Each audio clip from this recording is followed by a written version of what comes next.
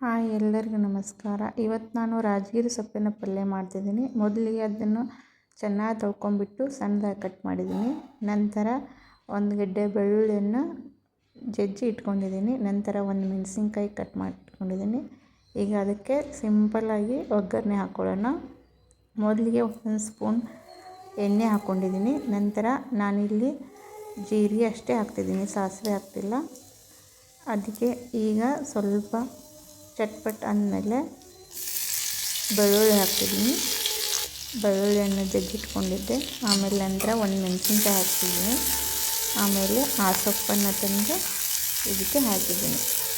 ಈಗ ಅದನ್ನು ಮಿಕ್ಸ್ ಮಾಡ್ಕೋಬೇಕು ಸರಿಯಾಗಿ.